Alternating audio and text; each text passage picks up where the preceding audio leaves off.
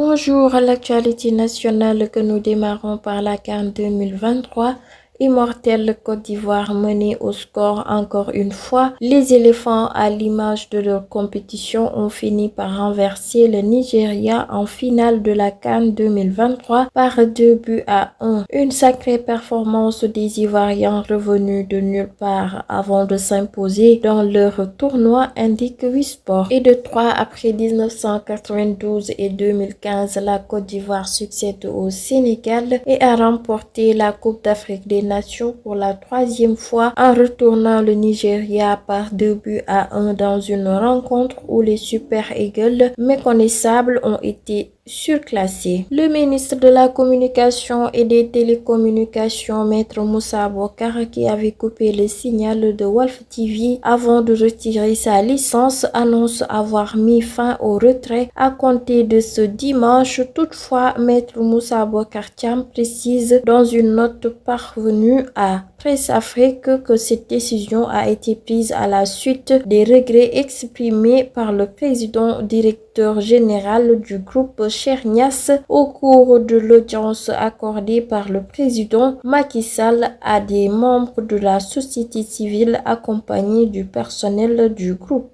Le 11 février 2024, la Marine nationale sénégalaise a effectué un sauvetage crucial en récupérant 85 candidats à l'émigration irrégulière à bord de la vedette Lac Redba, informe Sénégo. Ces migrants ont été retrouvés à la dérive dans une pirogue en détresse située à environ 100 km au sud de Dakar. Le 11 février 2024, la vedette Lac Redba de la Marine nationale a débarqué à la base navale de Dakar. 85 candidats à l'immigration irrégulière. Ces migrants ont été trouvés à bord d'une pirogue en détresse et à la dérive à 100 km au sud de Dakar, rapporte un communiqué parcouru par Sénégo. La crise politique au Sénégal née du report de la présidentielle préoccupe la CEDEAO. L'instance sous-régionale a appelé il y a quelques jours au rétablissement du calendrier électoral initial fixé au 25 février, la date du scrutin. Dans un communiqué repris par RFI, elle annonce que son président Bola Tinubu effectuera un déplacement dans le pays. Le président nigérian est attendu à Dakar ce lundi, annonce la source. C'est une visite d'une journée pour une rencontre avec le président Macky Sall, précise RFI. Évoquant le conflit entre l'Assemblée nationale et le Conseil constitutionnel au sujet de la procédure de vérification des parrainages, Macky Sall a abrogé le décret convoquant le corps électoral le 25 février. À sa suite, l'Assemblée nationale a voté le report de l'élection et adopté la date du 15 décembre pour sa tenue. Ce nouveau calendrier est contesté par l'opposition et la société civile. Il a provoqué de violentes manifestations à travers le Sénégal, au cours desquelles 3 morts ont été enregistrés. De nouveaux rassemblements contre le report de la présidentielle sont prévus ce mardi. C'était tout pour l'actualité nationale. Place maintenant à l'actualité internationale.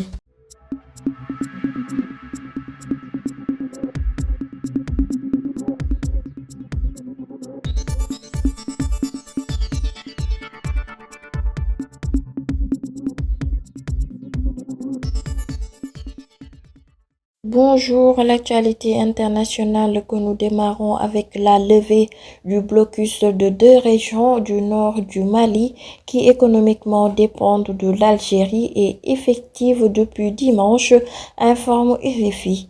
Ce blocus avait été décrété en décembre dernier et levé officiellement vendredi par les rebelles du nord du Mali, regroupés au sein du cadre stratégique permanent pour la paix, la sécurité et le développement. Un document de l'Agence pour la sécurité de la navigation aérienne en Afrique et à Madagascar, daté du 7 février et publié sur Internet, confirme la fermeture de l'espace aérien du Niger aux vols en provenance et à destination du Nigeria, renseigne RFI. L'actualité internationale que nous terminons par la presse économique nigérienne nigériane parcourue par RFI a annoncé ce samedi 10 février au soir le décès d'Herbert Wigui, le patron d'Access Bank, dans le crash d'un hélicoptère en Californie. L'hélicoptère qui transportait Herbert Wigui et 5 de ses proches, parmi lesquels sa femme et son fils, s'est écrasé vendredi soir à la frontière entre le Nevada et la Californie. Le président d'Access Bank et ses proches étaient en route pour Las Vegas où ils devaient assister au Super Bowl. La police locale a indiqué qu'aucun survivants n'avaient été retrouvés sur les lieux du crash. Selon la police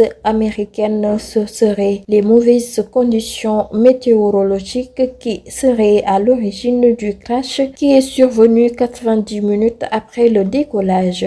C'était tout pour l'actualité internationale. Place maintenant à l'actualité sportive.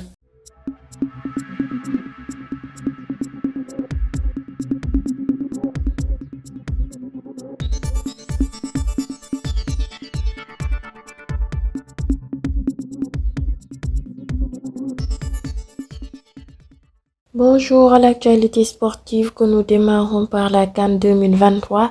Unique buteur de la défaite des Super Eagles en finale de la CAN 2023, William a été élu meilleur joueur de la compétition, informe WeSport. Chose bien rare pour être souligné, un défenseur élu meilleur joueur en Coupe d'Afrique des Nations comme William, auteur de 3 buts lors de cette CAN 2023, dont une en finale face à la Côte d'Ivoire ce dimanche. Le capitaine des Super Eagles a remporté le trophée du MVP de la compétition, succédant à Sadio Mané. Il faut bien reconnaître que le joueur du PAOK Salonique a réalisé une très belle CAN, même si son équipe a fini par concéder 4 buts. Un peu au même titre que Victor Osimhen, il a été le leader de la formation d'Hugo Bros, mais son ouverture du score en finale n'aura pas suffi puisque le Nigeria s'est incliné face au pays hôte par 2 buts à 1. Sans aucune surprise, le portier sud-africain est désigné meilleur gardien de la 34e édition de la CAN devant le portier des finalistes. Il succède ainsi à Edouard Mendy qui avait été désigné lors de la CAN 2021. Terminons l'actualité sportive par l'équipe nationale féminine de basket qui ne sera pas du voyage pour Paris 2024. Ce dimanche 11 février, les Lions du Sénégal s'inclinent sur le score sans appel de 101 à 39 lors du dernier match de ce tournoi qualificatif.